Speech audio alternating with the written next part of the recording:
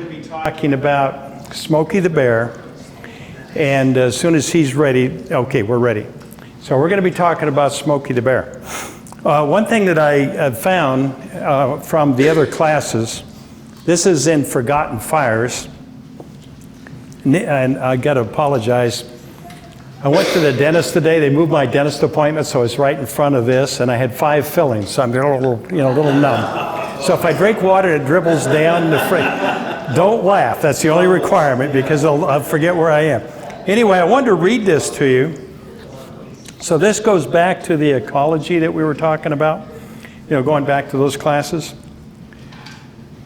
So the complexity and geography and climate of the region of northern coast, California Coast Range has been recognized by many. And so a bunch of these people have summarized some expressions regarding that complexity and saying that these ranges form a broad strip of rugged mountain terrain where climatic vegetation and faunal features are exceedingly diversified and extremely difficult to interpret. So this big Hashburger guy says, in speaking of the coast mountains of California, nowhere in the range is there greater variety than in the area comprised within Lake County. He comments that the irregularity of the temperature, the terrain, and the rainfall is the most capricious there is, along with the great diversity. This place is noted by great people who have traversed the entire, this is back in the 1800s. So we're noted for being very diverse, extremely capricious in weather, and everything that goes on, and we're going to talk about that tonight. We're going to talk about it from the standpoint of fire. So leading up till now, I'll tell you a little about what you're going to hear, then I'm going to tell you again and again and again.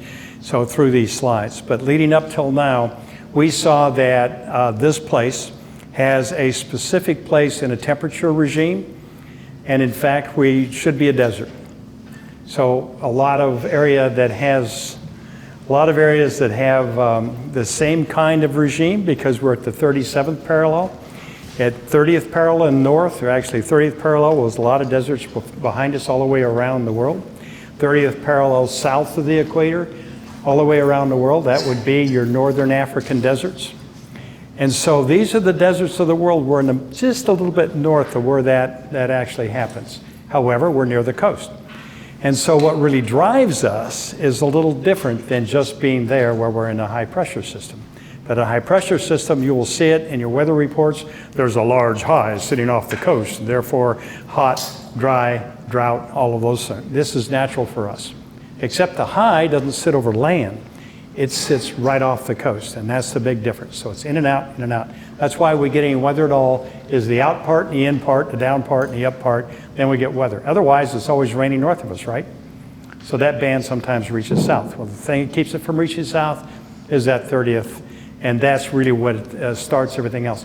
The second thing we looked at was the geology and the subduction zone and the coastal range, and we found out that we're in a volcano field. And we also have the squeeze of 2 plates moving together in plate tectonics. So the Pacific plate and the continental plate. So we squeeze, we've got wrinkles everywhere from the squeezing, and we've got volcanoes pimpling up everywhere across our face. And so with all of that, we've got north and south facing slopes, and we've got east and west facing slopes, and we got round slopes. That gives more diversity. And then we've got bigger mountain ranges that are pushed up around us, which in fact gives us 3 different biomes. We have the forest to the north, we've got grasslands and savanna, or savanna and oak savanna, and we also, and just call them hardwoods, and then we also have the Chaparral Biome. So those 3 biomes actually exist here because of all this diversity and the fact that we're next to this climate that sits on top of us. So with all of that, we're going to get it started. We're going to talk about what that does to us from the standpoint of fire, because fire is on everybody's mind, and we've just gone through 4 years of it.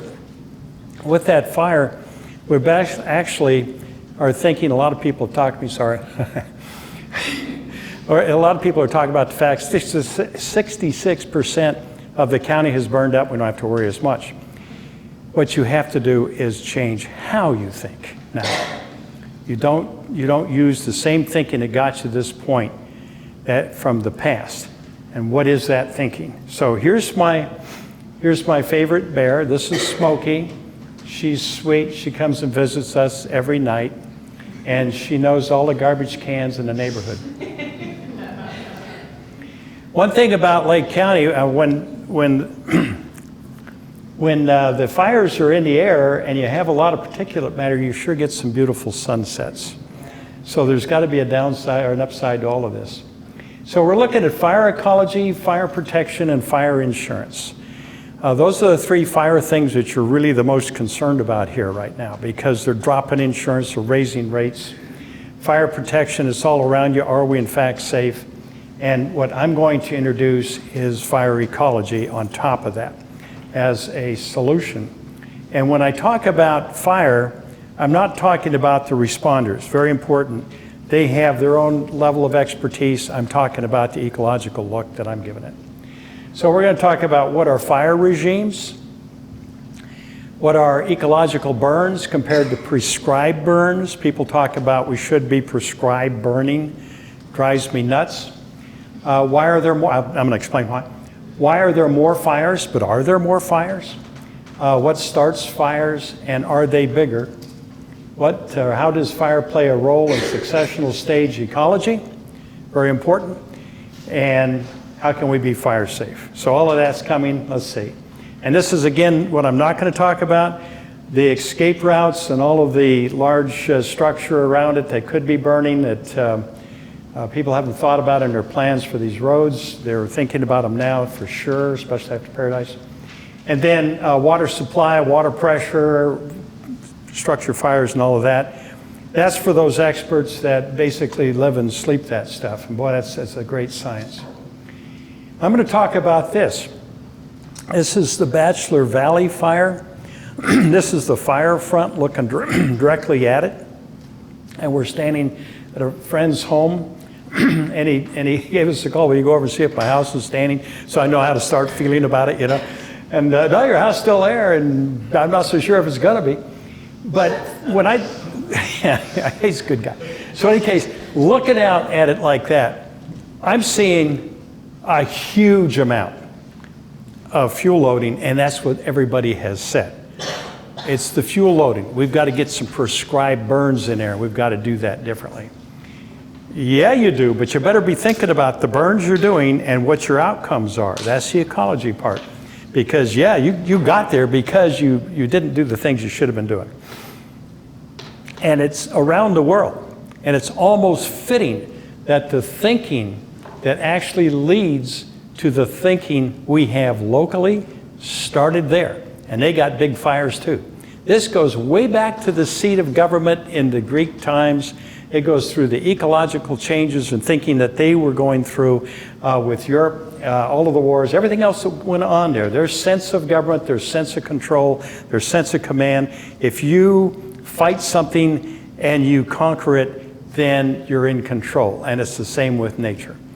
Now, they have lost so many things with that kind of thinking. I love the Cedars of Lebanon. If you want to read a good report about something that they got wrong, we're having a population growth back in the Mesopotamian times, and we're going to cut these trees, we're going to bring them down the slope, and we're going to build houses, and we're going to have new ships and structures and things like that.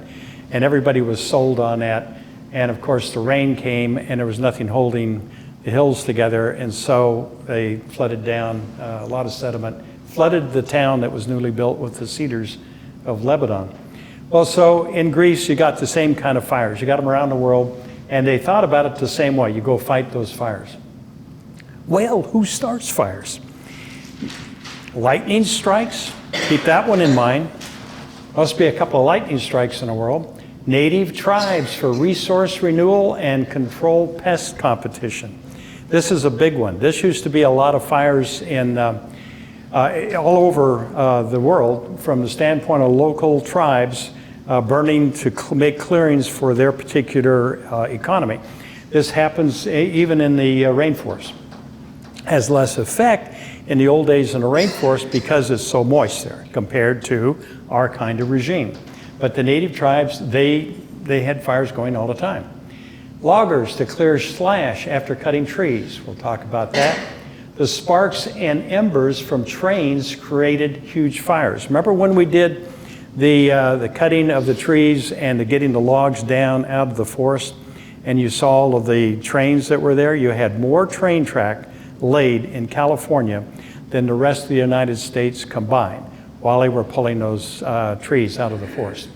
And even before that, before they got the trains, they had the steam donkeys dragging them down the slope.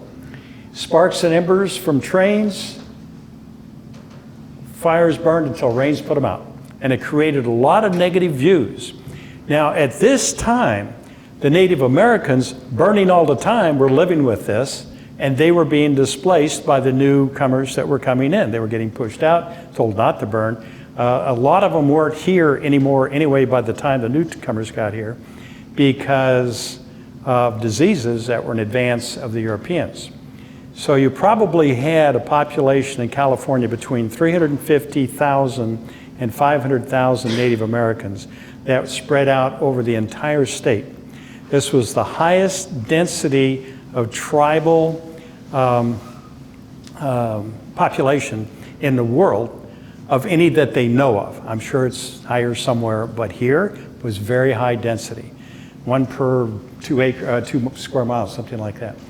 So there were a lot of natives, and they didn't have that problem of the rains putting them out. It was for people burning on a less frequent basis. Burning for fuel loading was common. Ranchers, farmers, and foresters all burned. So think about that. Native Americans for thousands of years. They were here probably 20,000 years ago, maybe longer, maybe earlier than that, because we don't know about the coastline anymore. It's full of water. So when the glaciers were here, the habitable space was on the coastline, and we don't know if someone was out there thousands of years before that. So at least locally, it's in the 12,000 range, and it may be longer here, just locally. So 20,000 years is what they're talking about, and in fact, there's some people are really forecasting a lot further back. So the burning for fuel loading was after that. They're pushed out, they're seeing all this growth. These three groups were burning all the time after that. So we still were burning, but for fuel loading. After the disasters, of a few disasters, mostly forests where they were trying to grow and harvest trees, fires got started, and then they wouldn't stop burning. Well, why is it that they wouldn't stop burning? It's because there were no fires that were taking out the underbrush. And so now you've got fires that they're calling a disaster, and we've got to stop fires. So the U.S. Forest Service changed their policies to more of a military-style fighting approach in the 1930s. When I say 1930s, this was a stretch of time because there was a debate about this, a very strong debate that started around the 1910s or 20s, 1910s or 15s. By the time 1935 policies came in, so when I say the 30s, again, this was a stretch of time, they came up with dollars to support firefighting for the Forest Service and matching dollars for the state to do the same thing. You're getting money now to buy the equipment and fight the fires. And so that started happening. Now the U.S. Forest Service policies is we got to stop the disasters because fire's a bad thing. And there's a ton written on this, and probably you'd be better reading it than listening to me because very important time period. A lot of things happened in the 30s. Lake County in recent years, by their own count, 104 notable fires over 50 years, a couple per year. And there are various reasons for those fires. But what does this tell you? We'd better be prepared because we're going to have a couple of big fires every year. Let me show you my interpretation of it. And then conditions build up over time. Another thing that happened just over my career, logging regulations went skyrocketing because everybody wanted to save the species. They were going about it wrong. They wanted to save the species because the foresters weren't doing it right either. And so neither side was doing it right. And I was just telling someone, in my career, there's a lot of aha moments. I've figured something out, or learned something, or read some particular book or something, went out and saw it, made notes, that sort of thing. Those were aha moments. But there was even more uh-ohs. Uh-oh. You get the aha, uh-oh. And these were the logging regulations that we knew were going to come back. They don't go away. You can't just hold them until there's change and then take them out. They stay in place. Big problem. Air quality.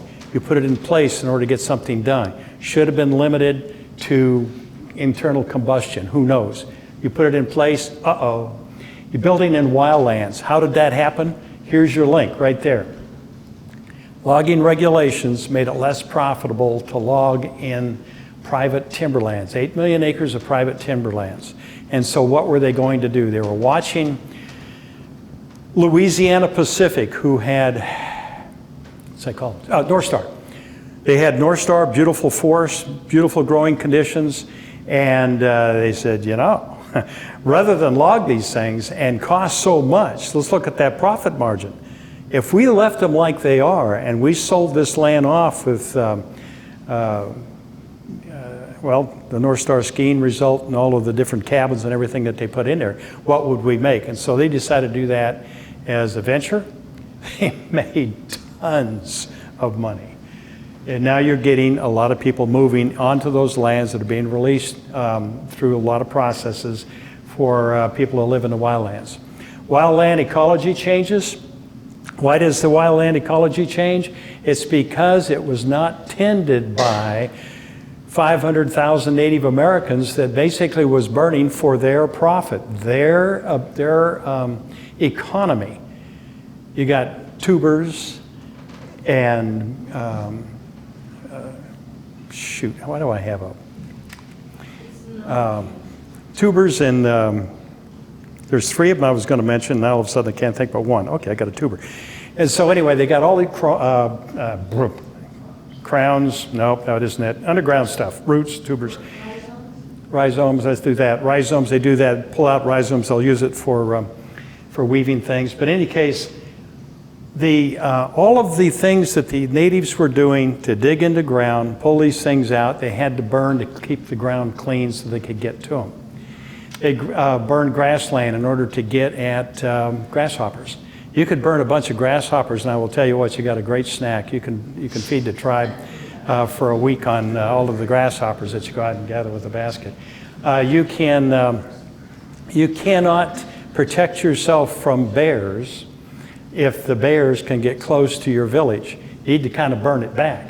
And why would the bears be there? It's because they were in the brush that was producing the berries that bears like. And so you gotta burn it back. And so they would burn back away from the villages further than they would burn anything else. And it would burn in a different way than they would burn elsewhere. They learn you burn at different times of the year, different ways, and different habitats. And so when you look at this complex geology that we have here, over here, I'm going to throw a flame that'll go right up that draw. Over here, I don't want to do that because I got a different kind of draw, a different kind of plant in there. I want to go up the face of the nose. And so you do it differently wherever you are, and they were burning all the time. In fact, some of the natives in this book about forgotten fires, they interviewed people like crazy. And one of the older guys said, well, shoot, we didn't worry about burning. There was nothing to burn. The fire wouldn't get away. We would burn any time it looked like it could be sustained. Now that's every 3 years, 4 years, something like that. And then fires, because of all this, the wildland ecology changes, fires became larger. Is there any lightning? How many lightning strikes that hit the ground annually in the United States? Throw a number out there. Million. How many? Millions. Multiply that million by 20. 20 million is the average. It's up, it's down, but 20 million is the average. The United States is not the place where the most lightning strikes happen, but 20 million is the average. There's a lot of unsettled air, a lot of change of electrons. When you have a lot of wind movement, you're going to get lightning strikes. This one is a little bit, I don't know what the time sequence is here, but they kept the shutter open for a while just to see if it was all in one spot all the time. It's all over the place. And they says, well, that's really how it happens. The cloud's moving, it's generating all this electrical difference, and then it has to charge off. So if you were going to have a guess at California alone for just the Sierra Nevada, it's the only place I know of that they actually keep track of this. And how do you know what they keep track of? Well, they do it with radio waves. Because when lightning strike happens, it will send a static over the radio that you can actually pick up. When it hits the ground, it's a different static than when it's in the air, air-to-air charge. And so the Office of Emergency Services in Sacramento keeps track of these things so that they can kind of see what they're up against. They do it for the Sierra Nevada. They have some antennas out. When I got involved in this, it was as a study that they were doing. I went up just to listen to the lecture because they were saying this is what we're doing now. And so one storm. How many lightning strikes? 1,000 lightning strikes in one storm hit the ground. Just one storm. If it's a wet Sierra Nevada, not much of a problem. Hit a tree, catch fire, burn an acre, 5 acres, 10 acres, 100 acres, goes out. Or if it's dry, they can get up there because they got all the viewing stations looking at it. In one storm that they had, it was a record that since they were keeping track, this was in the 90s when I was down there, they were keeping track, and it was a dry storm, so there was no moisture involved. And it came through with a lot of air and all that sort of thing, so there was a lot of lightning strikes. They had 20,000 lightning strikes in the Sierra Nevada. Not as a few hundred fires started from that. So it takes quite a bit to get a fire started. So one of the things that happens is that the lightning strike, if it hits a tree, it will get the tree so hot, so fast, that it will create steam vessel explosion. Pow! All over the place. And so that happened more than the fires did, but there certainly was a lot of fires. Today, let's see, back then there was, in this book they were talking about how many fires are started that were recorded as fires. Major fires they would record was 51% were started by lightning back in the day before the Forest Service was fully involved with their firefighting. They were still doing controlled burning, so they were concerned about the difference between where to control burn, where to leave it burn, that sort of thing, and a lot of this information went into that. And it was 51%. Today, it's about 1/3 of the fires are around the United States is started by lightning. The other is humans. And how did they start them in the old days? We had the slash piles. You can see the burning going in the background. This one happened to be a slash pile on top of the stream. I took that. And so I saw a lot of this sort of thing going on. I saw a lot of the old trail vessels, trestles that were built right up the stream beds. There was still a lot of that was on the side of the stream beds. Some of it was right over it where they put the piles in, lay the cross, and then the train would go right up the middle of the stream.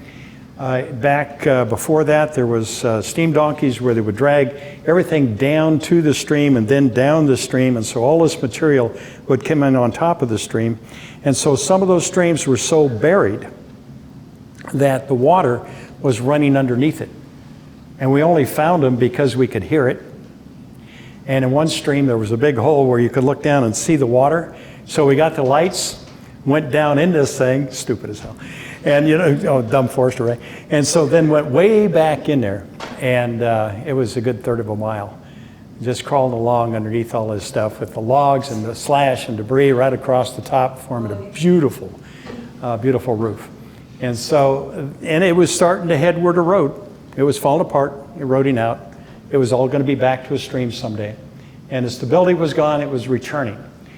And then, of course, the Native Americans, this is, as far as I'm concerned, is a staged shot, but there's a lot of things wrong with it from the standpoint of the Native Americans. But you can see that this guy's got his cavalry saddle there. When I was a kid, that's what I rode, was a cavalry saddle, so I recognize that thing. In any case, there was a prairie fire that they were getting started, and they were going to burn off the prairie.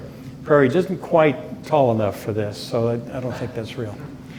This is what they do up in Washington for their forests. This is what they brought down here, was this thinking of how the forests were going to look in California.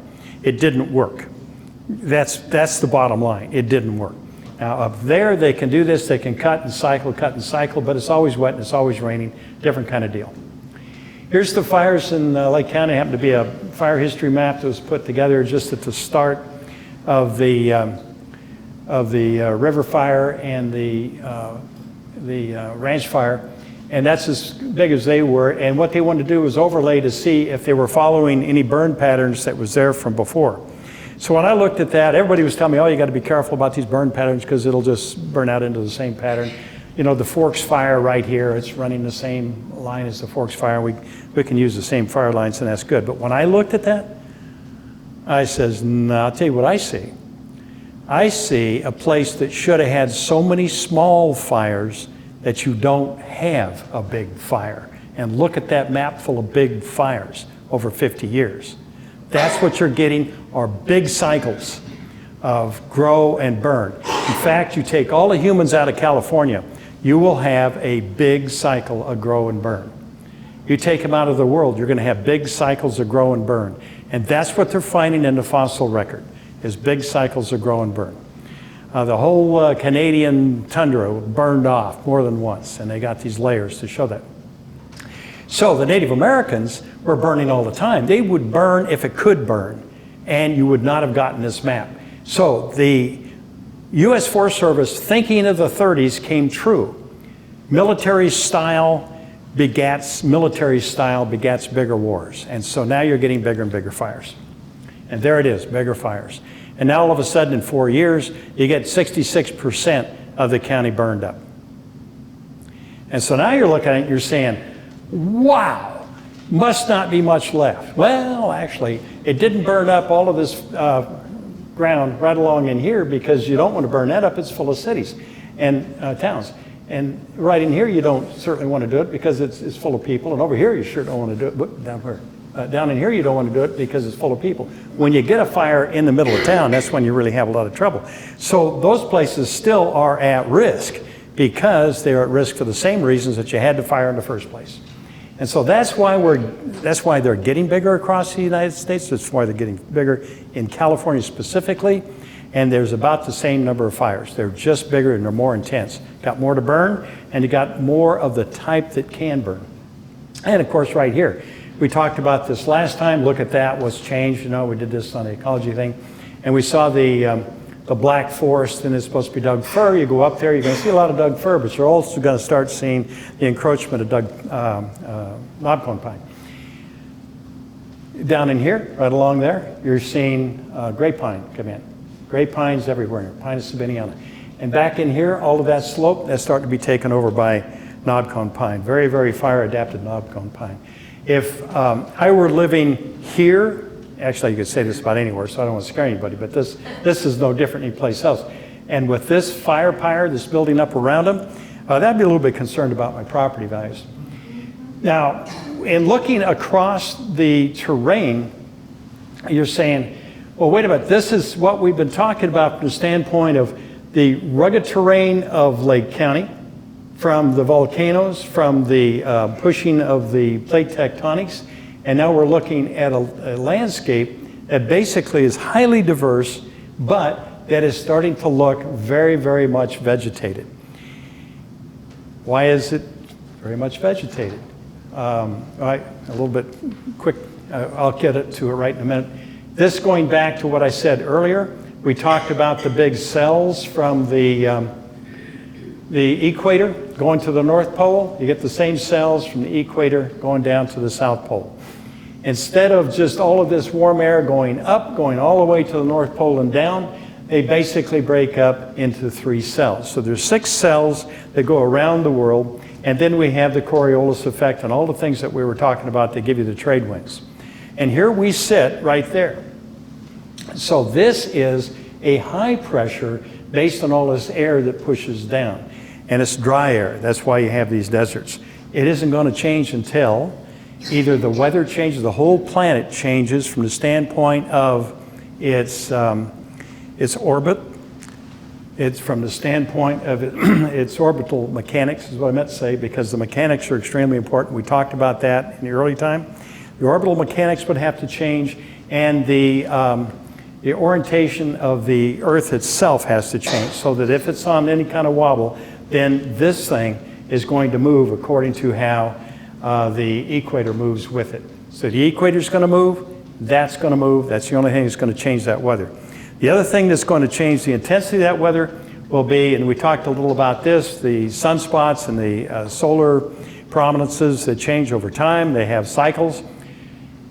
Falling in behind that, I didn't mention this before, I'll mention it now. The other thing that also has a variability is your Earth's magnetic field. And the magnetic field is what keeps a lot of the protection from the sun from hitting the Earth. So when those two are varied and they line up, just like I was saying, all these cycles can all be lined up, you're going to get some kind of effect. So we're right there.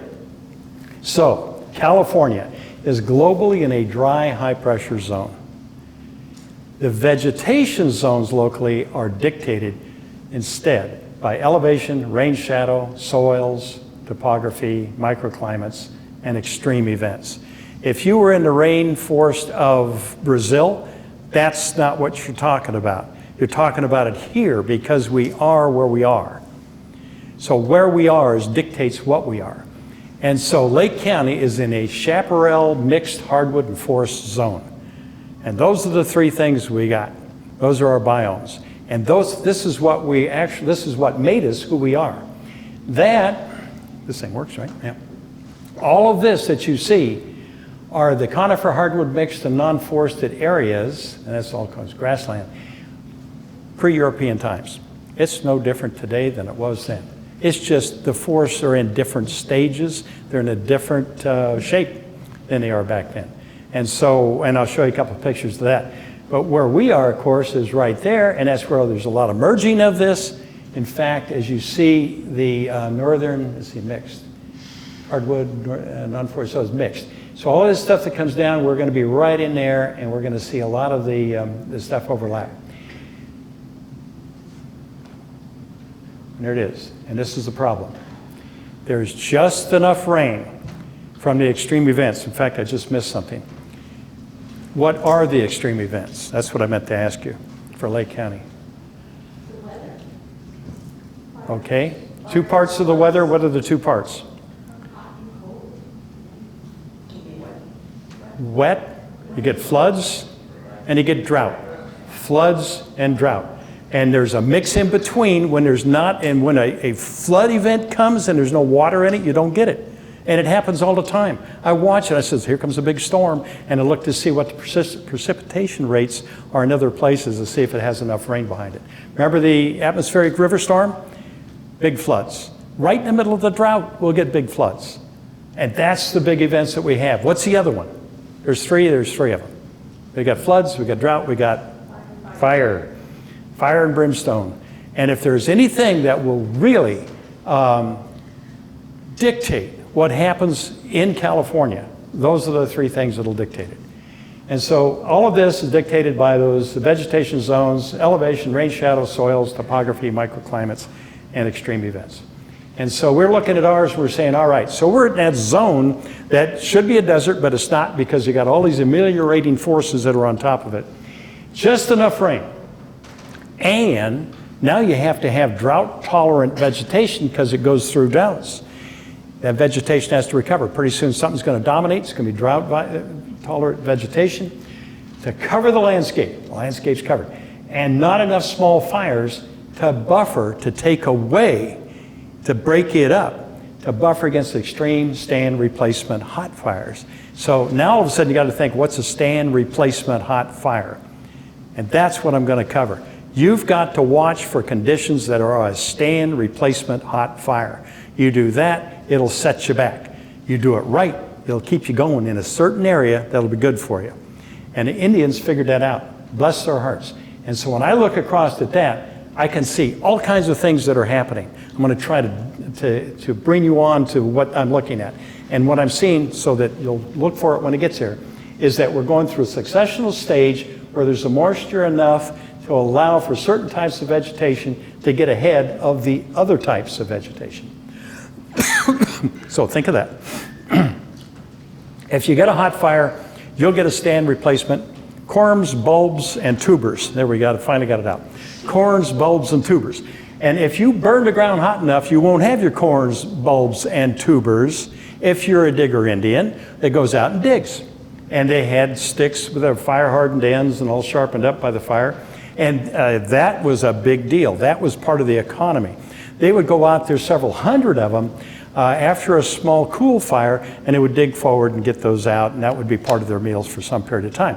And they would leave enough back that it would grow back underneath the ground in these different plants that would shoot up because there was a lot of nutrients that are cycled back in the soil. Too hot, didn't happen. So they were careful about that.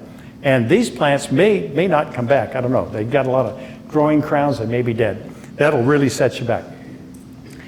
So this is a fire that's breaking up the landscape. And you can see by the flame lengths, that would be hotter than you would want. You'd want to, if you got that fire, and you have to do it, you want to keep it small enough so you can keep it, keep it from being a forest fire, a raging fire, a wildfire. But that's what they're trying to do, is break up the landscape in this picture. Got too much stuff here. It's all growing together. Now here's our river fire.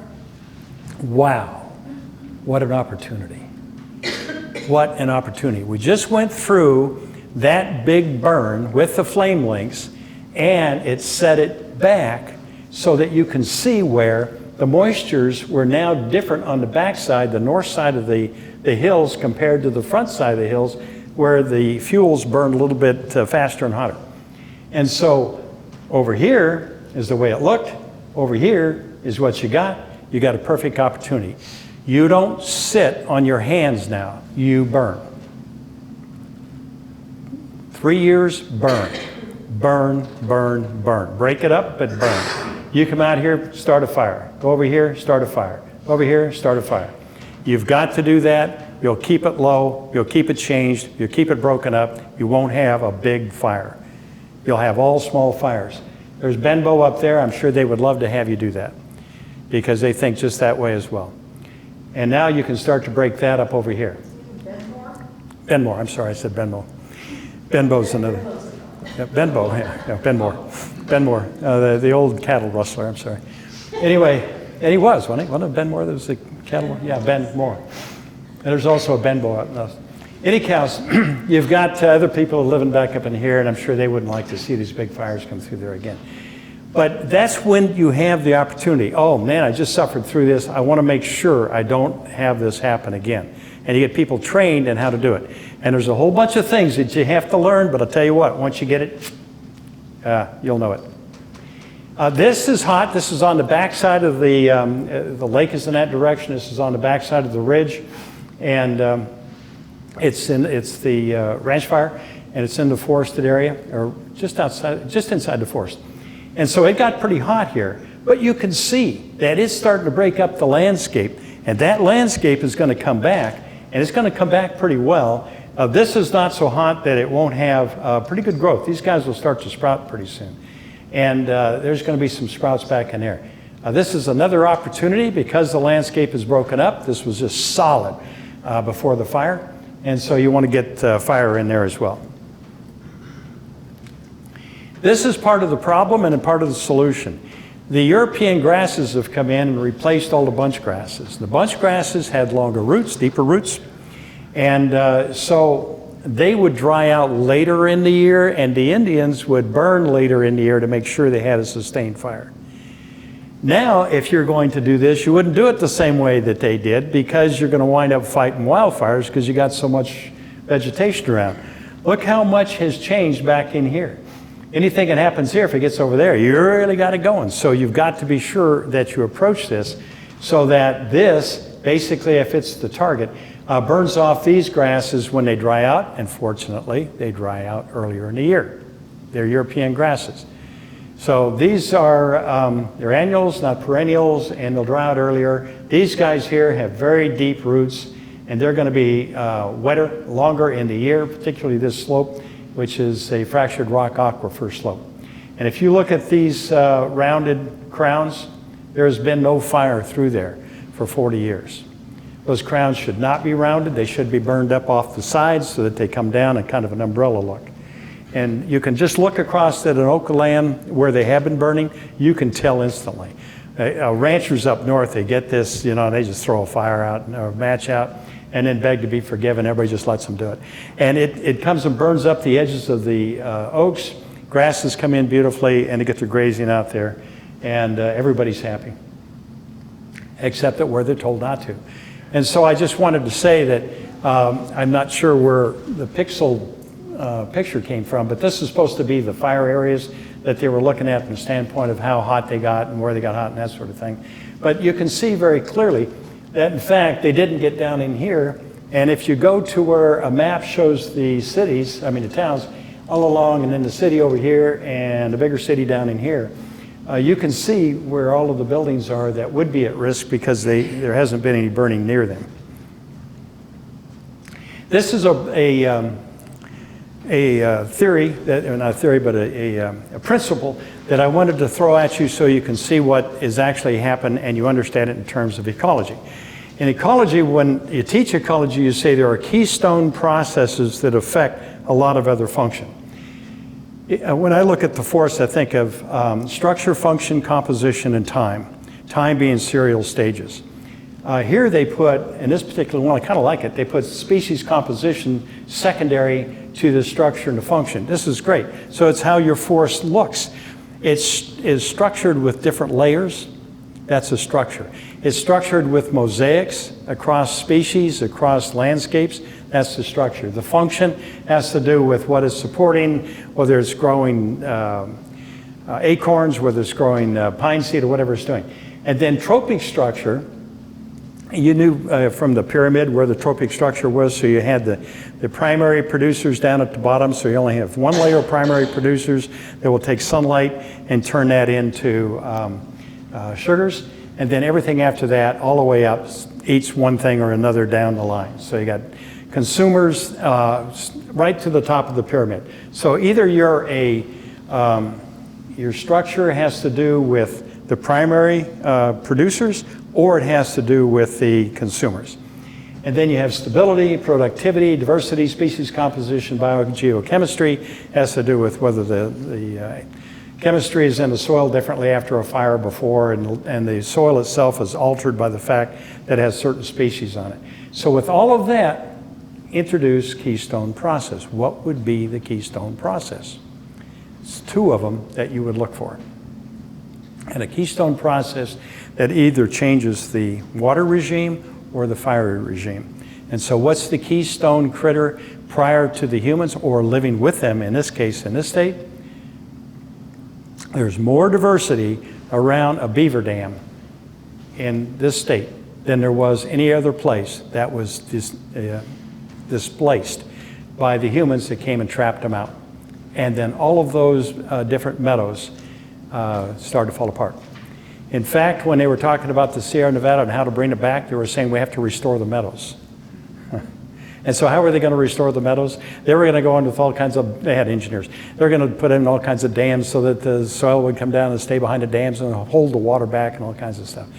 There was a guy that was willing to work for free. The bioengineer of his time. And there was hundreds of species that were identified around these meadows that they actually produced, and we trapped them out because we knew better. We were takers, but the Native Americans were here for a couple of tens of thousands of years, and they didn't do that. It wasn't that they didn't wear beaver pelts. They knew they couldn't take the whole family. They had to keep the whole thing going. They knew better. We didn't. Now, when I look at this particular landscape, I'm thinking, all right, now I know there hadn't been any fires, there's no Indians around burning anymore, and I know that nobody will let me burn because I can't get a permit. I'm thinking this, right? Whoever's land this is. And this poor sap, it's me, but this poor sap is looking at this and he's thinking, now what am I going to do, And I got this big coast live oak sitting right here. It's just got a huge bushy top and all that. It's worse than that. When I turn to look the other way, what am I seeing? I'm seeing that species are changing and coming up through the canopies of the oak. That's even worse. Because when the oak get to the same height, the pine. I said goat. When the pine get to the same height as the oak, when these pine are growing up, you can see them starting to show up here. When they get to the same height as the oak and there's a fire, it's easier for the fire to get in the canopy.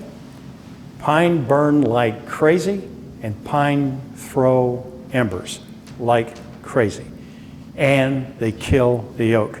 It's worse than that. I will show you. Here's the ecological succession that's going on. I start with bare rock. It's going to be a long time ago. Well, not so long, I guess, in certain respects, because we had the volcanoes and it was bare rock when they were cranking off. Lichen and mosses and whatnot get involved. The acids from that will take that rock and it'll make the different elements available for future plants. It'll build the soil. Then you'll get the annual herb stage right here. It'll go to a perennial herb stage right here. Finally, you get the scrub stage starting to work right in here, and then the forest will come in behind it. If you're up where the forest has gotten above everything else and you are down below and you're walking through the forest, you're not going to see much wildlife. It's just really silent. In fact, I did a little ditty in the Sierra Nevada once. We were doing crazy things. So we jumped out of an airplane and we skydived down into the top of the Sierras, and then we hiked out. Hell, there wasn't anything to eat. There wasn't anything to see. I'm telling you what, I don't know, it's just the way we went. But it's even worse today. But these trees were so tall and so dense, and it closed off the bottom so much. There were no berries, there was nothing really there. We were going to live off the land. We had a hell of a time living off the land. We did okay.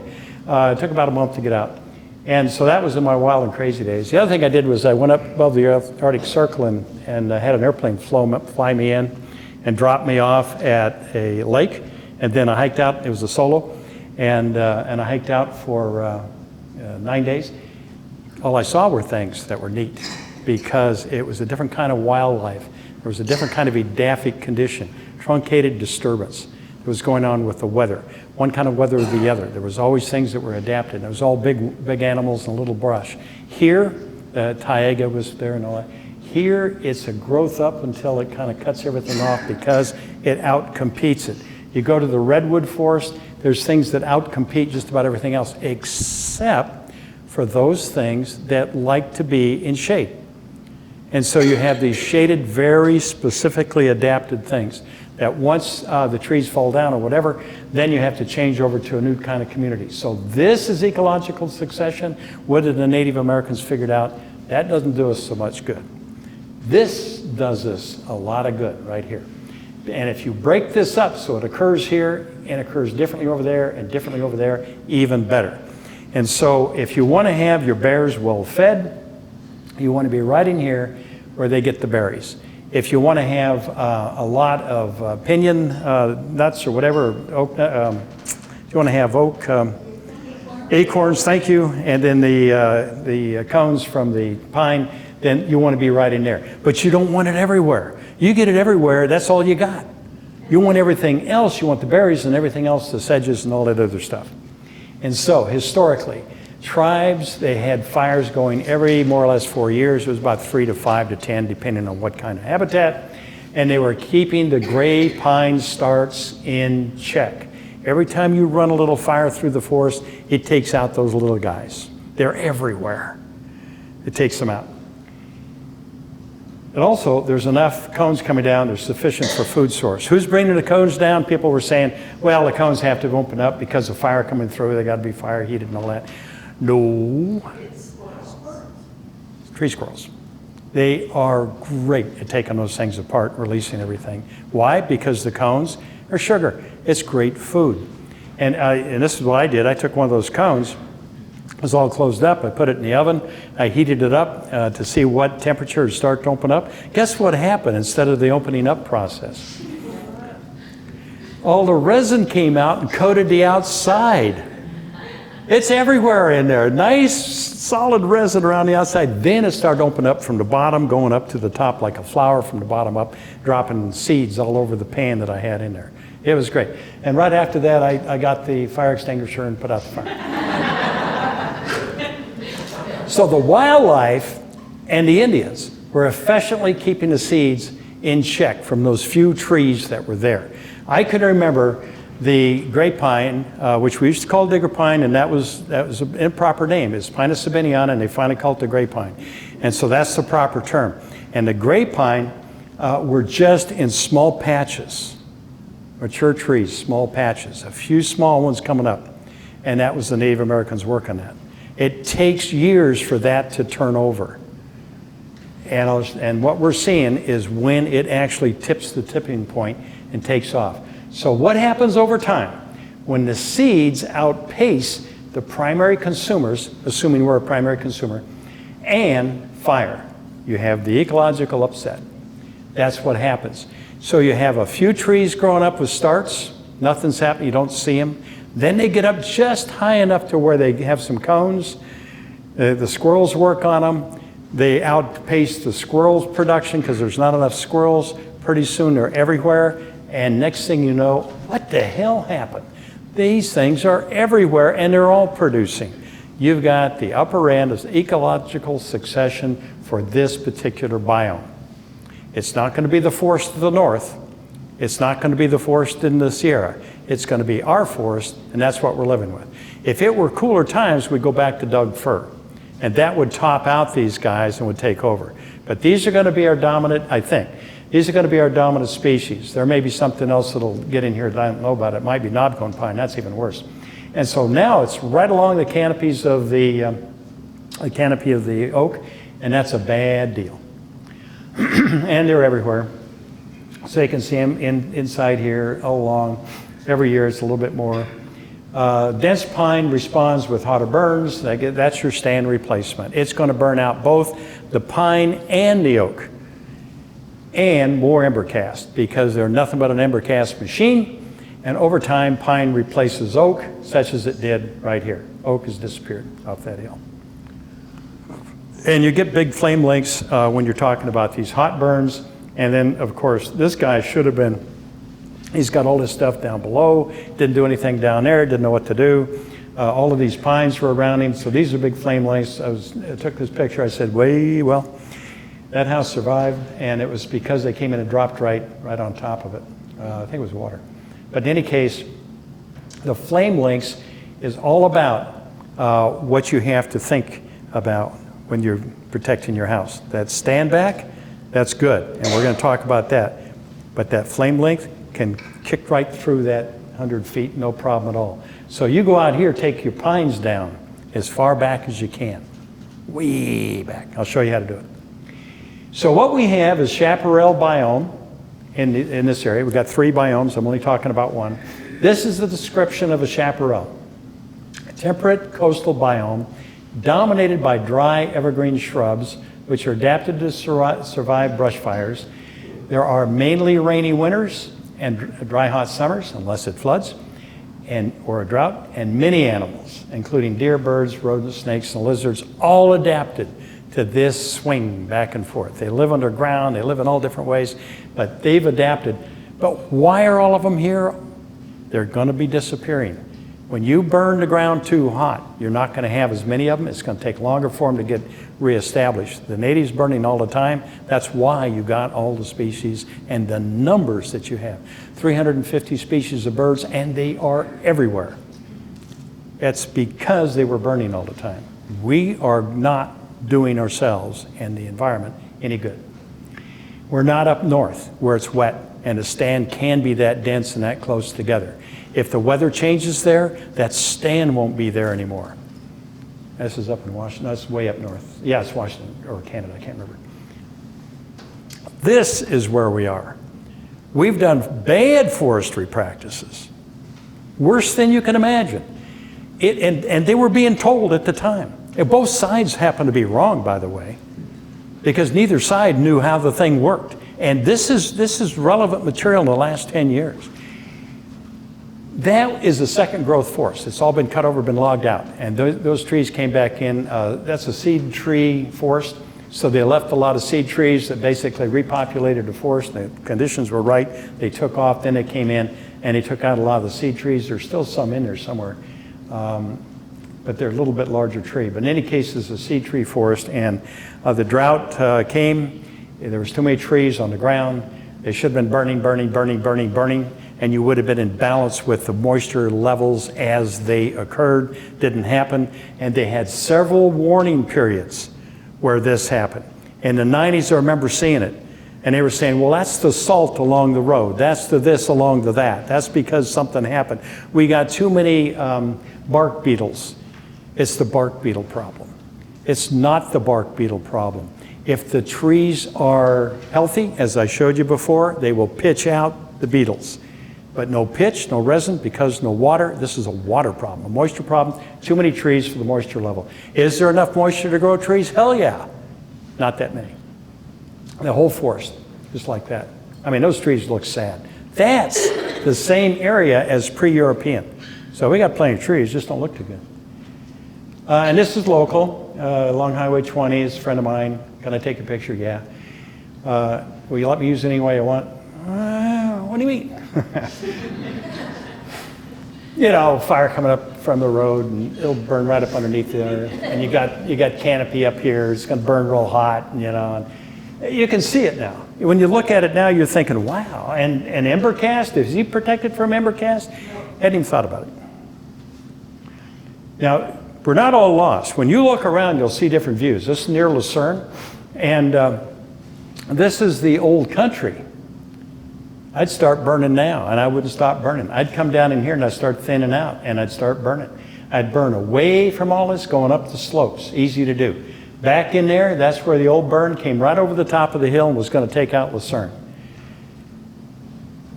And it's just for the wind change. It turns out that the ranch fire and the river fire didn't have the big winds behind it that the sulfur fire had, or the valley fire. And sometime if you ever want to, and you want to talk about why those fires were different because of the atmospheric conditions, love to go through it. And I'd love to have a whole group of fire guys that are wise in fire science and all that to yell at me and tell me I'm wrong.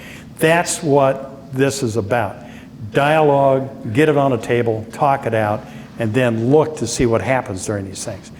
Every one of these fires, because I've been around so many of them, I went out to see, okay, what do I think? And I'm going to tell you in a minute about the Rocky. I'm not going to go to the valley because I don't have any illustrations. But so this you could actually salvage. And this, of course, is just right near there. Wow, it's going to happen anyway. So we're going to the successional stage. We're going to have to put up with this. So we need a plan. And there is a plan that you can have, and you need to think about that plan in a holistic way for this coastline where the people are living, and you need a plan for each individual house. And so you got to break it up into those different components. And the third component is the landscape component, with people that know how to break this up and get the fire, get that particular piece burned out, get this particular piece burned out, and get mosaic back into the forest. Once you get started and you keep it up, you keep it up, you keep it up, pretty soon it's going back the other way. And in 10,000 years, we'll still be here. So one of the things, of course, that's going on in all of these forests is the ladder fuel. And you have surface fuel. And I'm pointing this out because I want to show you something about surface fuel and ladder fuel. So we have surface fuel. Everything is low on the ground. If you were to run a little fire through there and all you had is surface fuel right underneath these tall trees, then at the right time of year, the wrong time of year won't do you much good, but if you do it the right time of year, get a nice cool fire through there, and the crowns are still there and everything's clean underneath. And back in the days when the people were coming over the covered wagons, and they would go through the forest, they would basically have plenty of room between the trees. Today you couldn't do that. Trees are too close together, it's full of brush. So back in the day, it was being burned all the time, and they were wider spaced, and it was a healthier forest. But if you get anything that's starting to grow up underneath that, and you get a fire that comes through here, once it gets hot enough, it'll walk right up those trees, get into the canopy, and the tree crown fires are so intense, they're difficult to control. Some would say, such as what we've had here, they're impossible to control. And that's what you had up there in the forest to the north of us. Too many trees, all the crowns the same height. It was just too dense. I can't try to count this per acre. If you have 40 per acre, you're getting too high. We were in the hundreds. So this was between 400 and 600 stems per acre. Now here, with the fire coming through, it was a lot cooler, and you're getting the sprouts that are coming back right away, but you've actually taken it back a little too far. If you were a Native American, you'd say, well, we took that back a little too far, we got to do a little differently next time. And you had tribes talking all the time about these conditions, and is it time to burn, is it not time to burn? But this is not bad. This is all starting to come back up, but it's going to be a brush field, so you better start thinking about that, and you're going to want to convert it. So here's the example of a secondary succession. That is, that it's all the way through to mature climax community, and it burns down, and now it's got to start over with annual plants, 1 to 2 years for them to come in, grasses and perennials, 3 to 4 years, the shrubs, the pines, the young oak, the hickory, and what's the first one? Different kind of grasses. 5 to 150 years. Why did it take so long for all of this to show up? It takes a long time for it to show up. And now it's right here. And 150 years plus, mature oak and hickory forest. This is the back east. But you can get these forests on the coastline. You get them anywhere. Where you get these climax forests, you just don't want so much of it. I'm going to show you one that's really big. But you can see that's what's going on. And well, there's one that's really big.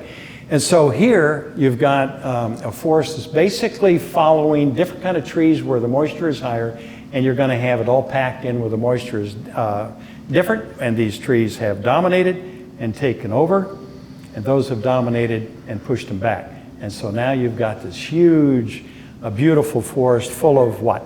Just a few species. It's great for those species. They love it. There's nothing wrong with that. And those are the forests of the world. And you certainly want some of those forests. But not here, because it'll go through huge cyclic burn and grow under the extreme conditions. And so when fires get in these things, and you do get them dried out, they get these fire or stand replacement fires, they start to cut into them, and they can cut into them in different areas, and it's starting to say, we're going to go back to something else, and we're going to grow through it again.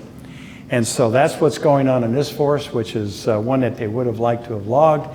And you can see that that's happening everywhere. This is a natural fire. It's spotted, and it basically is burned out in different holes in it. From the ecological standpoint, this is great.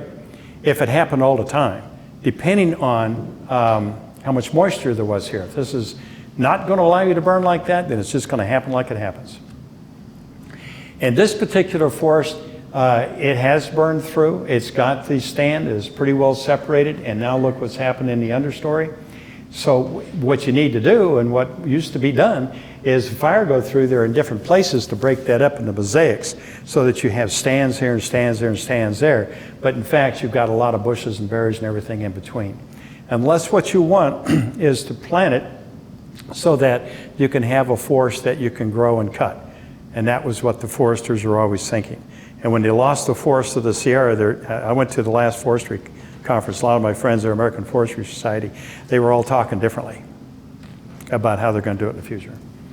And so when you get a mosaic of trees, you're going to get all of the different species of primary producers, and then you're going to get all of the species of secondary producers, and this is only looking at birds. You can do this with all of your wildlife.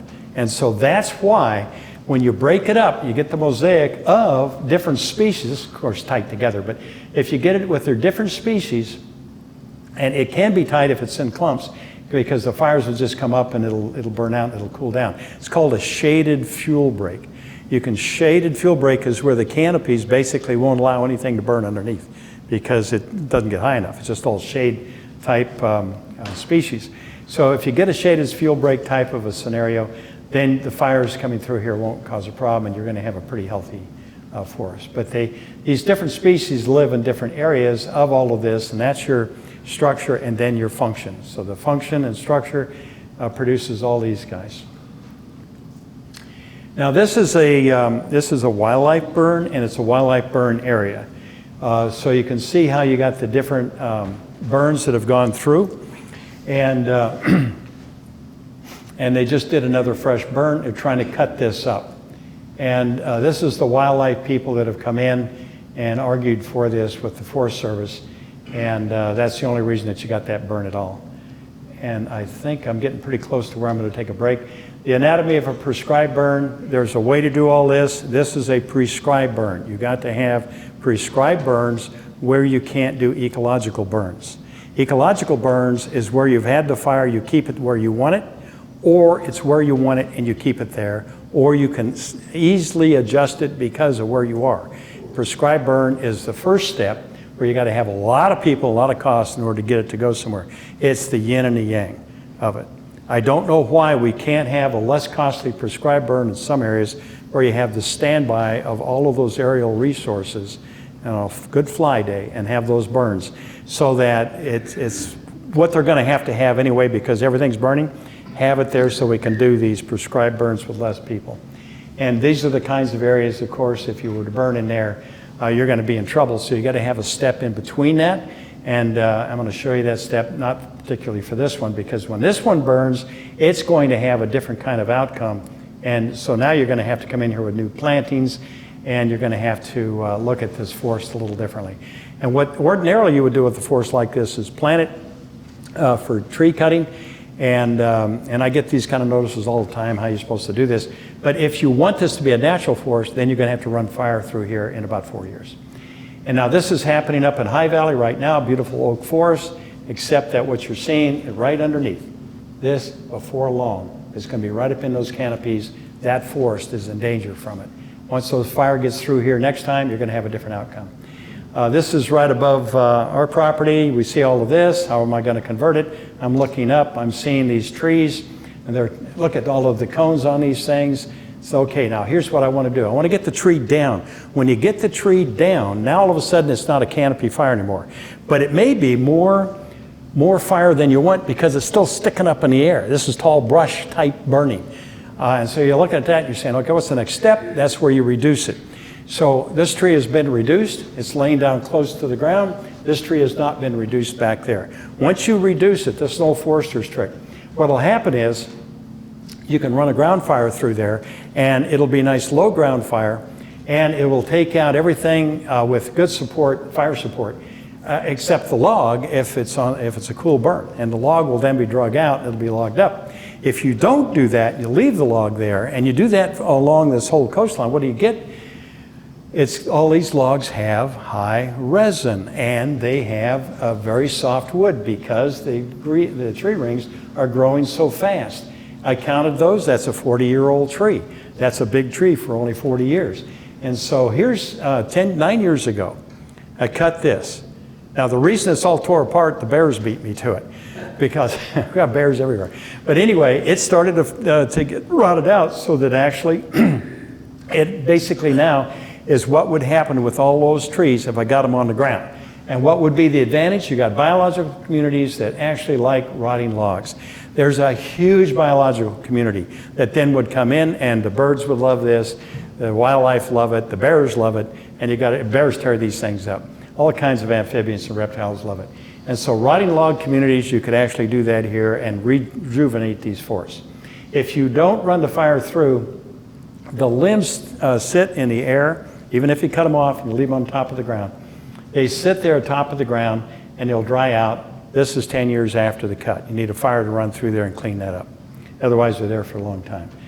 Fire behavior triangle, you can learn this. People who know it, I'm just showing you that that's studied, and they can figure these things out for you. They can get cool fires that run through the forest and actually get this stuff done. Here's an example of a cool fire burning all the understory stuff up. Here's another one that's going through and taking out the young trees that they don't want. And here's a hot fire.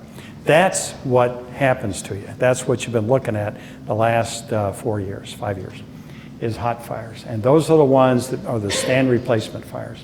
And that's what happens. Now all of a sudden you're starting back over just about everywhere. So you've got to take a different tact when you get that, as opposed to when you get a cool fire, or as opposed to when you get a species that's coming in on Climax Force. That is absolutely the perfect time to go in there and start doing the treatments in an ecological way, and back in there it's getting away from them. Ecotone types, we talked about that when we did the ecosystem, of just how many different types you could have, and basically the difference between the two ecosystems that are there. One would be a hardwood forest, the other would be a softwood forest, and the difference between the two is the overlap. You're going to get all of the species of each in that ecotone. And so, what do you do about fire if you're in a house? This is where I want to take a break, and then we're going to talk about how to protect the house from fire. Not from the standpoint of the responders, from the standpoint of the owner and maybe the insurance companies. Manzanita, you should be burning holes in Manzanita. Okay, so when you have a fire and it's a house fire type of thing, and this is not locally, so I'm not showing local stuff. Sometimes you don't know how the fire got started for the house. The house burned down, you go back in there, geez, I wonder how this happened. But when you have an eyewitness, or you have a house that you can actually diagnose, it's a little different. This is a house with a fireproof or fire-resistant stucco siding. It's got the tile on the roof. Those don't burn, but it got started inside. It burned from the inside out. You're going to see fires from the inside out a lot, even after you harden them, unless you take some stand against that and you figure out how fire gets in. So this one burned, actually from my witness, it burned from the inside out. And it didn't affect the other houses that were close by, well, they weren't that close, because the heat was not a radiant heat as much as it would have been had that fire burned it all the way to the ground. This particular one is local. This was over on the other side of the sulfur fire. And what happened with winds 50 miles an hour behind it, coming from this direction, on the other side the hill slopes down the Sulphur Bank Road. When the fire was coming up and it hit that crest of the hill, then it hit the pines. And so this is your gray pine. And it was nothing but embers. Embers just showered this whole area. So the flame front from it never got this far. It was all embers. And the guy that was standing, the reason I took a picture right here, he was telling me the story, so I took a picture. But he was sitting in his truck. He pulled the boat, his prize boat, away from the house. When the house burns, if it gets down in there, I don't want my boat to go. So he moved right out in the middle of where the asphalt was. And he looked back to back the boat up a little bit, but the boat was on fire. The truck was on fire. Everything around him was on fire. And he says, how did that happen? He got out and jumped in the lake. True story. He was the manager of that complex. And so in any case, this was all an ember shower, and that's how it happened. So embers are a big deal. They are a really big deal. Was the sulfur fire? That was the Sulphur Bank Road fire. So the Insurance Institute for Business and Home Safety, did some studies about embers, and they used ember cast machines against a mock-up house. This is a big building warehouse that they're inside of. And the first thing that they saw was that these embers can actually drift like snowdrift right up underneath the house, right next to the edge of the house, the foundation. Any of the foundation plants will catch fire. And the other thing is that it'll get in your gutters. And when it gets into the gutters, then it can burn underneath your fireproof roofing. Next thing you know, the sheathing and everything else is on fire. So the embers are a big deal, even when they're on the outside. If you have anything that'll catch an ember, it's a bad catchment. You don't want to catch an ember, you want it to come off like rain. And you notice it didn't bother this window too much because they don't have a radiant heat factor here. And if there were a radiant heat factor, you'd probably have some charring and maybe even a burn start on any of these edges. But this is just embers. They're trying to isolate the causes. The embers can get to be a big deal. You can throw a lot of ember and you can get a lot of force going at the same time. Once that happens, if you got a house in the middle of that, it'll make a difference whether you did anything else. And so you've got to take care of the landscape as much as you got to take care of your house. You got to have 3 programs going. That's just on the fire side. This is not on the fire response side. If you don't have fire response, once the fire is small, you're in deep doo-doo. So you got to keep them small. That's why you want to have good response. But if they do get big and they got ember cast, you're going to have a problem. How much problem do you think that guy's in? That house is not there anymore, but they were on a slope. Fire could get underneath. There's just some things you can't do anything with. There's some force you can't do anything with. There's some fires you can't do anything with. There's some people you can't do anything with. And some houses you can't do anything with.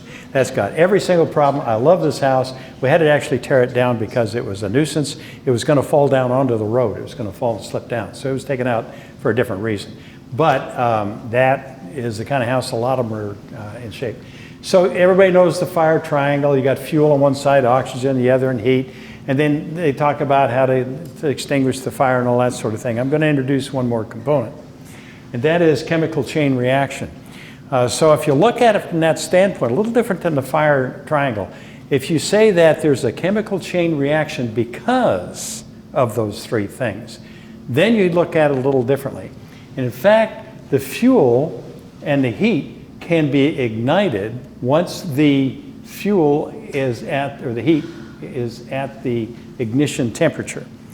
If it's only at the ignition temperature and you get the fire started, then nothing else is really going to happen, just whatever you're burning will happen, right? But if what's going on, there's free radicals that are produced from this fire, and those chemical reaction basically gets an oxidizing agent in it, then it takes off. The oxidizing agent, or the free radicals, I'm sorry, this is oxygen. So the free radicals are the wood gases that come off of the wood when it gets hot.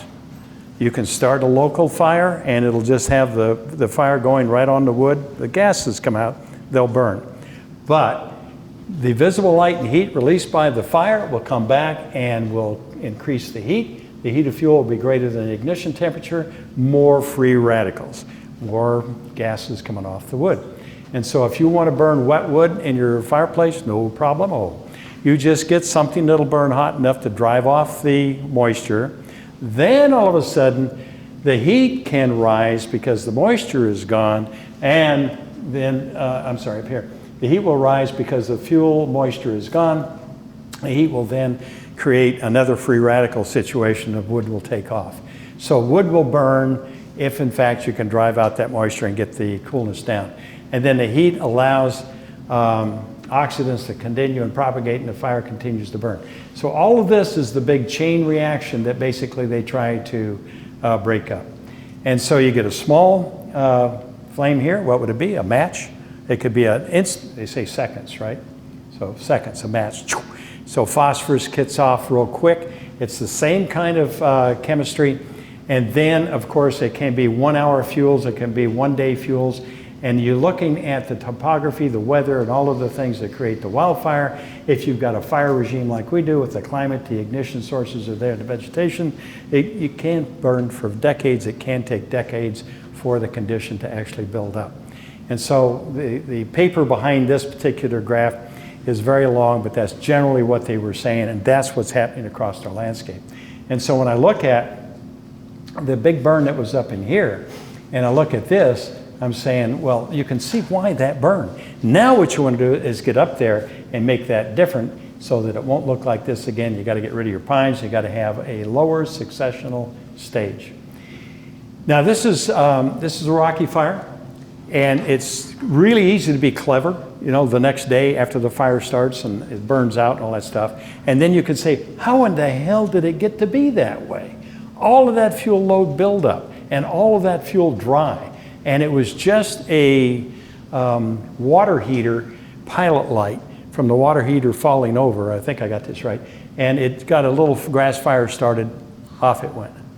And it was not an approved water heater. So it didn't have it strapped down, so it fell over. The guy was growing cannabis.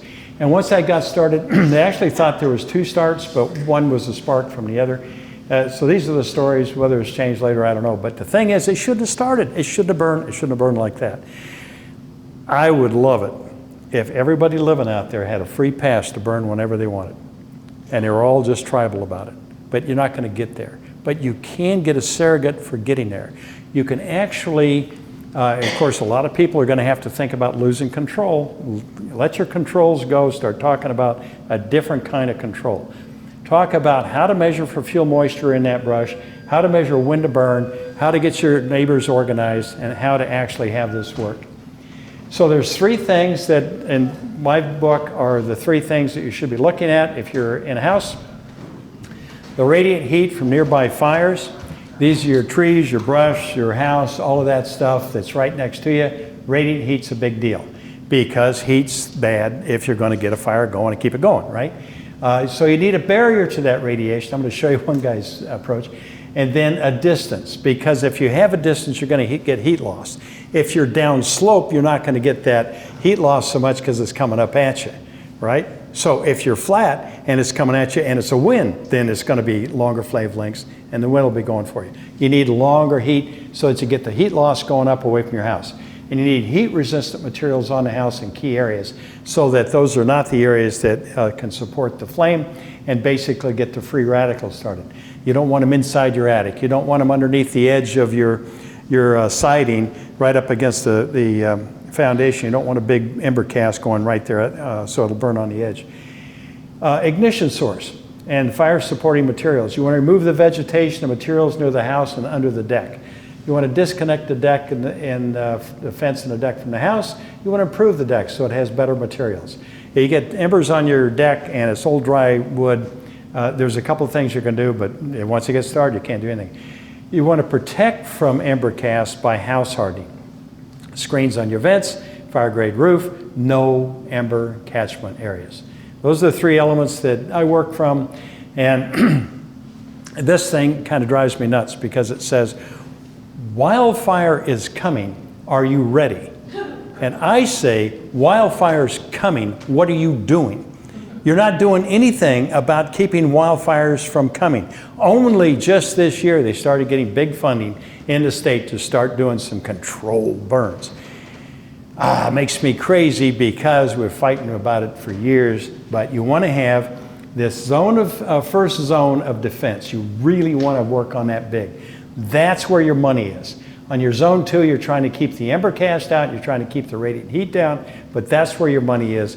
You want to have it so that your house is hardened.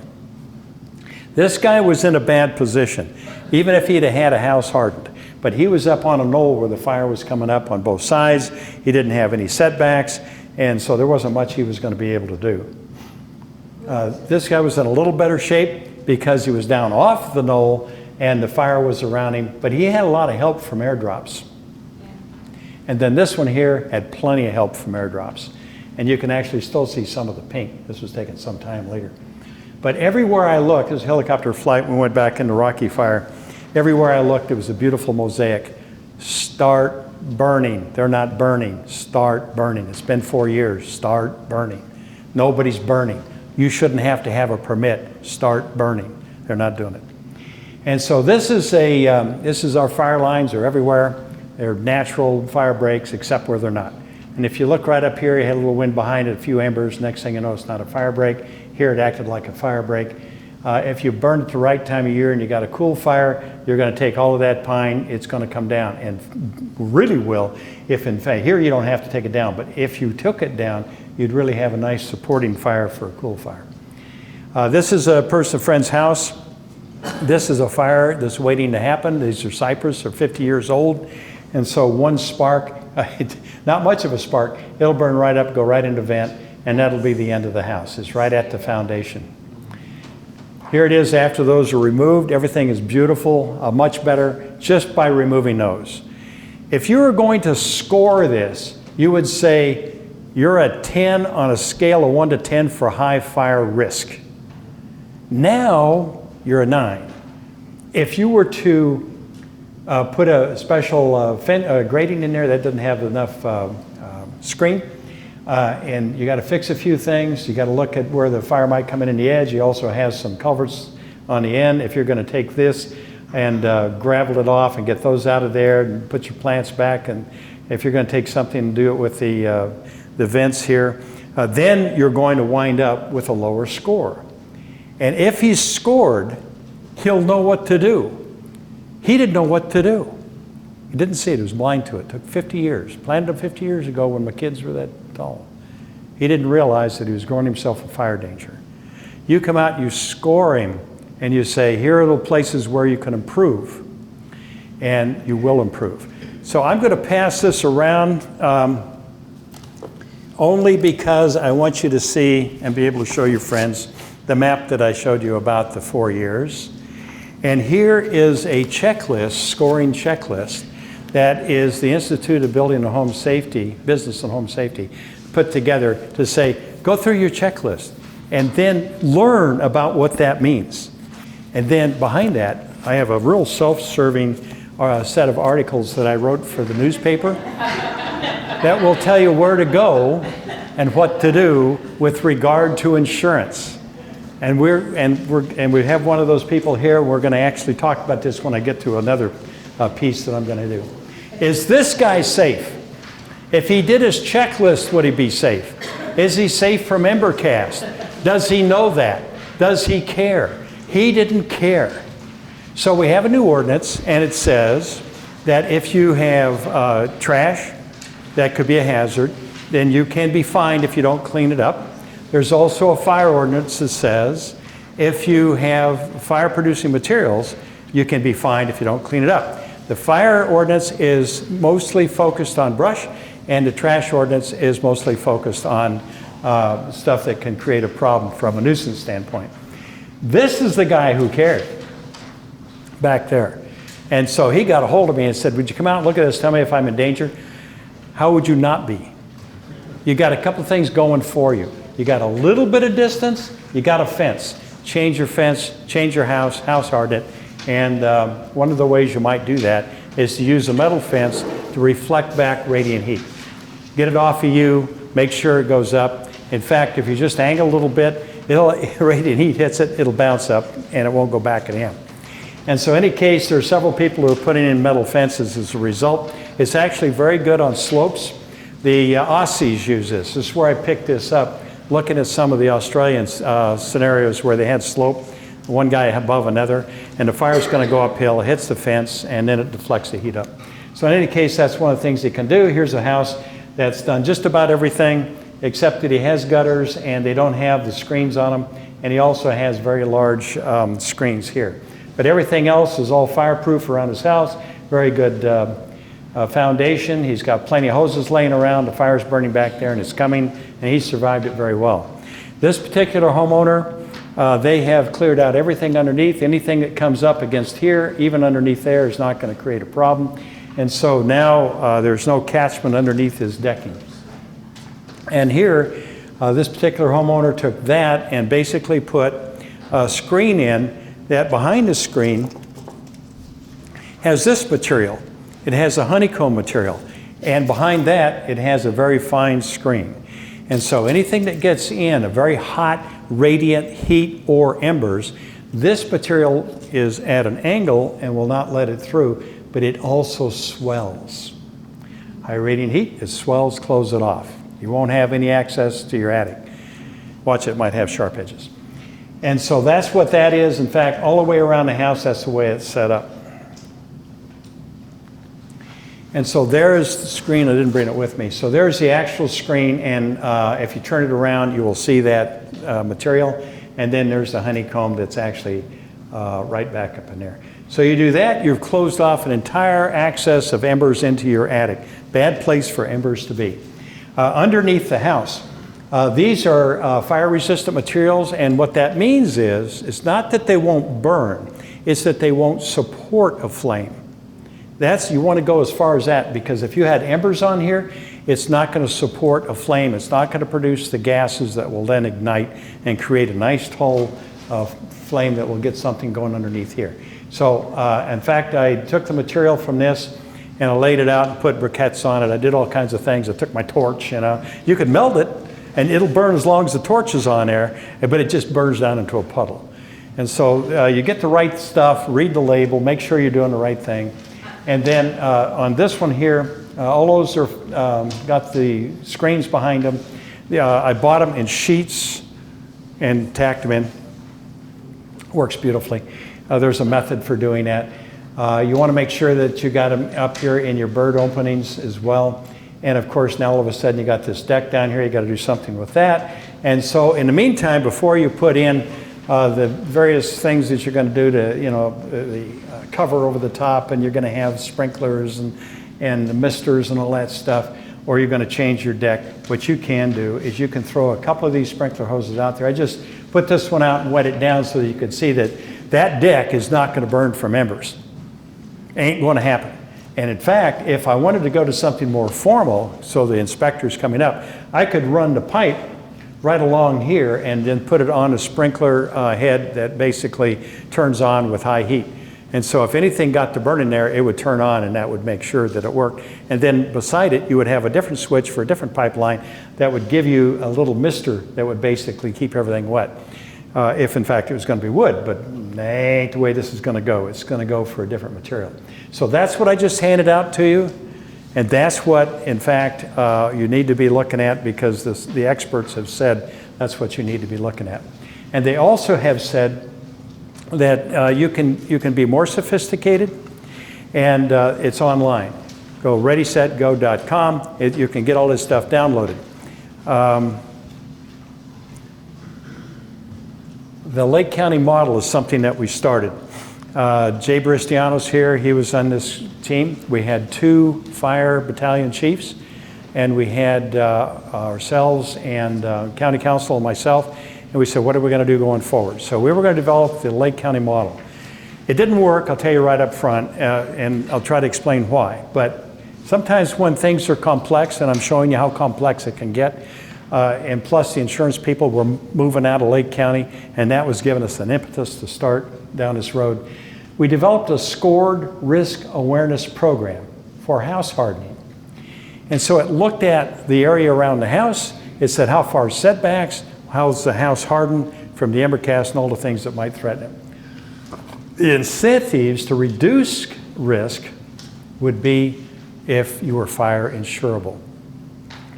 And you can't go down to regular models anymore. You had to figure out the difference between these different types of insurance companies. And so I spent hours and hours and miles on the road, going to all of these different places, listening to these seminars. This is the governor's office stuff. We're down there where they were all arguing it out, why was the insurance companies moving out. And the insurance companies that were in the room were the ones that were part of the included insurance group that were under the state of California rules. You can operate outside those rules where you're not included under those rules, and you can operate under those rules. You get special, you're supposed to get people interested in operating with companies that are under those rules because the state's going to make sure that you follow their rules for payment and a lot of other things. And so if they're going to pay and they're not going to be a lot of hassle, they got to follow state rules, I want to insure with the state. And so that's the way people are going. And so you got all of the people that are in the cities and everywhere else that are competing with everybody else that are saying, I'm not going to operate under the state of California's rules. And so these are the non-included insurers. And those non-included insurers basically are a go-to source. Because if you in fact are a low risk, and they say, I've got risk appetite for this much I'm going to put over in Lake County. Only this much for you guys. And you got another one that'll say that much, another one will say that much. Pretty soon you got plenty of appetite for Lake County if you do something about your risk. And next thing you know, you've got insurance. And so actually I'm insured with one of those people. And it's not bad insurance. And they said, whoa, you're kind of doing the stuff you're supposed to be doing. And you're a forester and you kind of know this stuff. We're going to go with you. And so we're half of what the state of California's fire, what is it, fire? Oh, I forgot what the state of California's pool is, pool insurance. Okay, it's the, huh? Oh, shoot, I got it. Anyway, well, I forget a name, I don't know. But in any case, it's the state of California has a pool insurance that you can actually buy that will insure your house just for the house itself, not the contents, anything around it, so that you can keep your loan.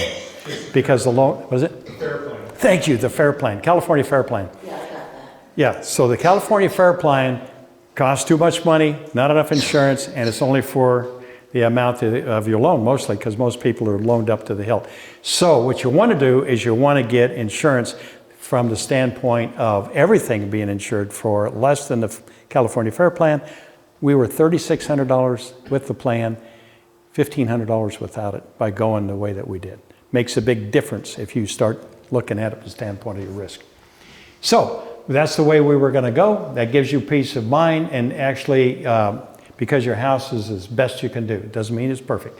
Landscape level programs to change the ecological balance. Ecological burnings to balance the moisture to the vegetation during dry times. That was going to be another component. We just were getting started with that. I was working at the state level. No one here knew about that. And so we're still trying to bring some of that in. And we needed to have some inspectors to score the house risk to target upgrades. So the home inspectors had to be the local people. And the local people don't have enough staff. Oh, my guy left, so he's on a phone call. Probably had a call out. So now we have the locals who don't have enough staff, and they're trying to get an tax incentive change or tax change so that they can get more staff because the volunteers aren't coming in anymore. So you got a completely different kind of scenario. You've got to keep you got to get home inspectors if you're going to do this program. So we were thinking of having a home inspector program certification for the house inspector groups that fall under the real estate scenario, because they're already very attuned to how houses are built. And then put them through a training, certification, and put them out there so that they work with people for a period of time under apprenticeship, and then they get signed off. Now, this doesn't mean that they're going to score a house and the insurance companies say, oh yeah, I'll take your score. No, the insurance companies come out and they score themselves. And they say, I agree with you, I don't agree with you. And what you'll find is there'll start to be an evenness of how they approach us and how they approach our program. Better we get, the more confidence they have. You can actually teach it. It's not that hard to teach. You can develop a house upgrade industry by training people on how to put these houses back together so they have a little distance. You can develop an integrated community strategic plan with measurable goals, because some of these neighborhoods, wow. Some of these neighborhoods need sprinklers on the roofs. That's the only way you're going to get it. You've got to handle this differently. You're going to have some big water tanks somewhere. You're going to have big setbacks. You're going to have people thinking about this differently and get out of Dodge. So that's got to happen with some places. You're going to have to support fire-wise communities where it works. It doesn't work everywhere because everybody thinks differently about what will work and what they'll join and what they won't join. And if your neighbors, 99% of your neighbors won't join, 1% isn't going to get it done. They're going to have to fend for themselves. But if everybody's doing it and it's starting to show up around you, then all of a sudden fire-wise community starts to make sense. So, yeah. I have a friend down in San Diego County who is a fire inspector for CAL FIRE and goes around and does the scoring of the homes. Mm-hmm. And he said he's about ready to quit his job because a lot of the people that he's scoring are getting, their insurance company has access to the scores because it's public information, and they're losing their insurance. He feels really bad. We had that covered as well because we knew that one was coming. So what you do is you give the score to the homeowner. The homeowner works with the insurance company, and you give them different people that they can go to. It's between them. You're not in between there, and it's not public information. It's between the insurance company and the homeowner. What you're doing is helping the homeowner to help themselves. And that's why you get the state of California out of it, because that's all public information. So you have to work at it from the standpoint of the community level. So we'd already started down that road. Here's how far we got with our fire risk reduction model. And I don't mean to put anybody down, but we didn't get her done. I'm the one you can put down because I didn't run the second term to keep pushing on this thing, and I thought we were going to do it. But we adopted state vegetation reduction rules with fines. That came out a little late in the year. You're going to see that really kick in next year, but couldn't do much this year. But everybody is starting to respond to it. Developed a county and 5 fire district joint powers authority. That's up and running. I was supposed to be on that going forward, but it basically, what happened was the 2 fire chiefs that were in the room with us that developed this, one of them retired and he's here. Bless his heart, he got a better job. And the other one, I wish I could have gone with you. And the other one went to a better job in a different county. So he quit and left. The 2 people I had nobody in the room with me at the 5 fire districts, nobody in the room with me that knew what I was talking about. There was no reason to stay. And so that's why this doesn't go forward. And so, and you could not have out-argued some of these guys. Heavy, they were just big egos. And if they'd been in a room, they would have had an ego going in our direction. So we began to work with the insurance representatives to develop risk levels and insurance availability. That's a little bit in limbo. I'd like to get that restarted. That's why I've asked people here. Grant writer, we interviewed them. I think they went ahead and hired them and started, and so they went after grants. The kind of grants I was going to go after were different, I think, than the ones they went after, because it was the grant writer that I was going to have them go for was basically going to give me the rest of the stuff, and I was downtown lobbying for it before the grant came out, because CAL FIRE, they're still trying to do the old model. And so I was already down there lobbying it, and I had other supervisors that were in the room with me. So we were going down that road, but I wasn't a supervisor anymore. Made a big difference. They won't even talk to me anymore. So some wise, the fire-wise communities were started, and insurance being dropped statewide now, and prices are starting to increase. So that's how far along we are.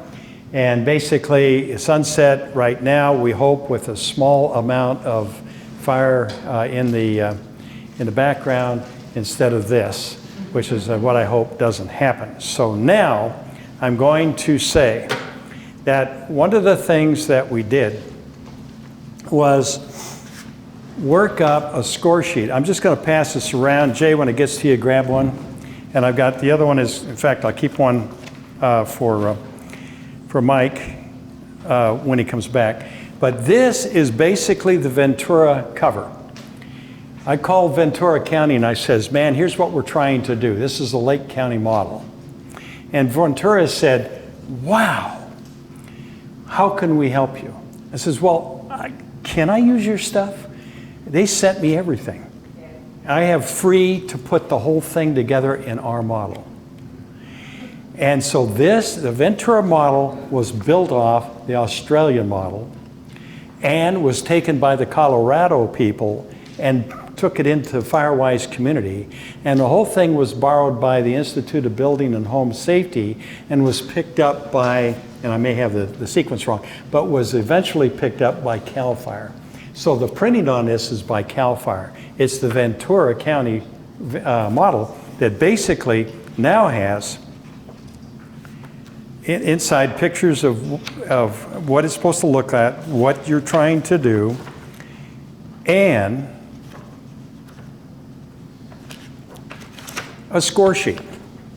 The score sheet is basically all the pieces bunched up so that they made sense to me.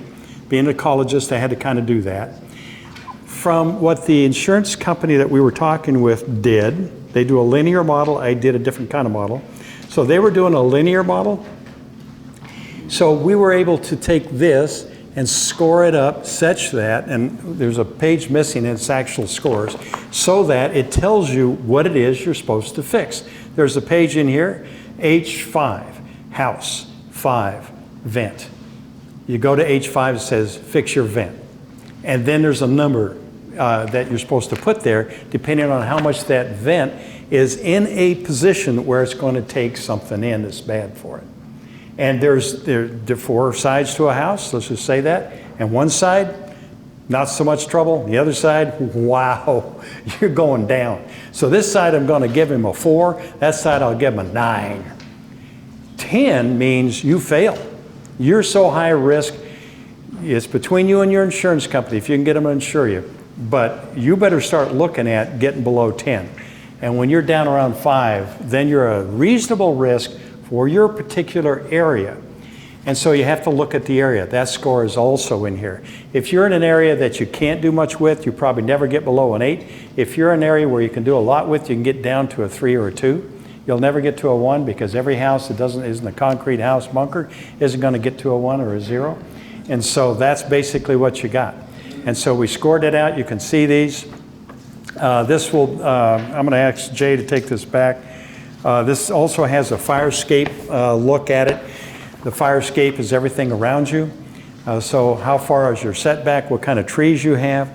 This could be improved. I just got it started. It was going to be the first draft, and we're going to be in this committee and start to work it out with the insurance companies. Once you get it to this point, you work with the insurance companies. Your incentive is with the insurance companies. If you want to know if you're safe, it's whether or not somebody's going to bet on you that you're safe. That's how you know. And there's so many, like the guy with the trees next to his house had no clue.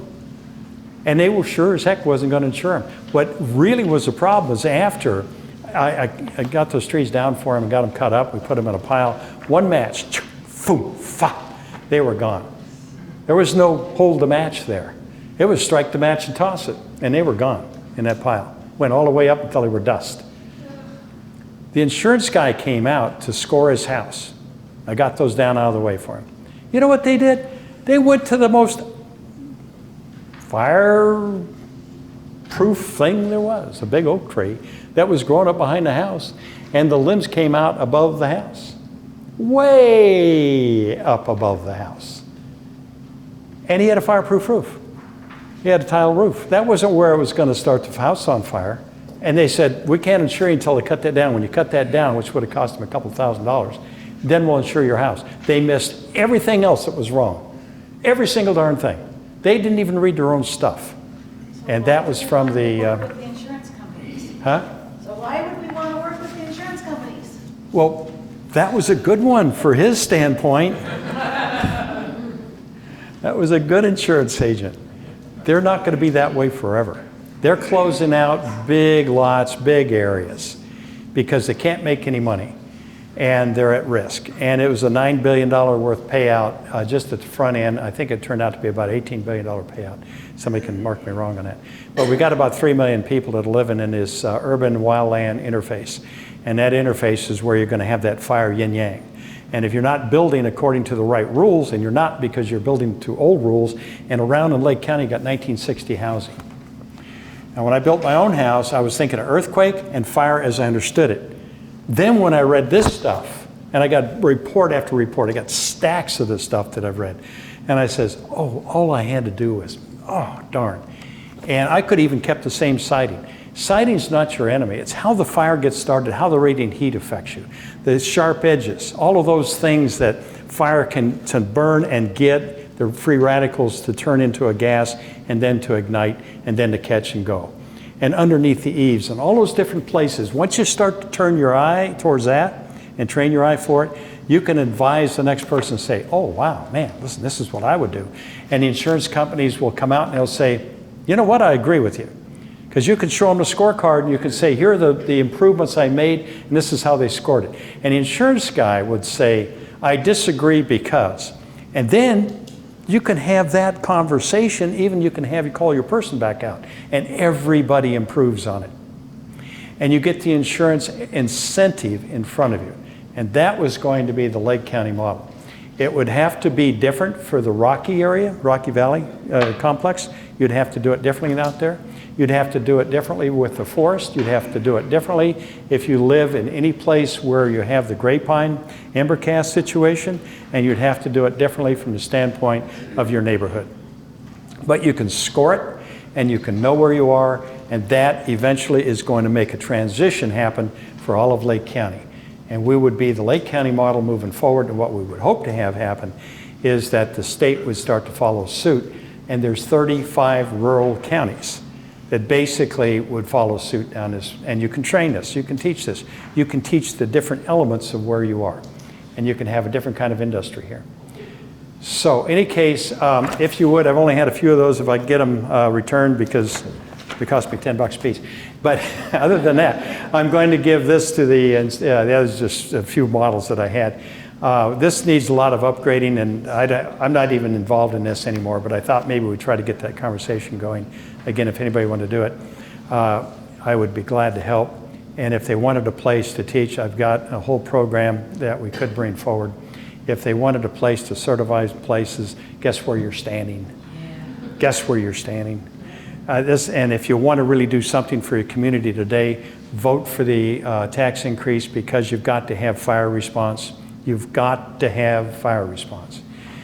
Any small fire can be a big fire in this county, and particularly along this North Shore. Everything I've said really has been localized in the North Shore, except the stuff that was around the lake here. South County is a different kind of scenario, but they got to burn, they got to burn, they got to burn. They're not doing anything. So all of those big burn areas have to have someone that knows what they're doing. So that's it. That's your presentation. Thank you.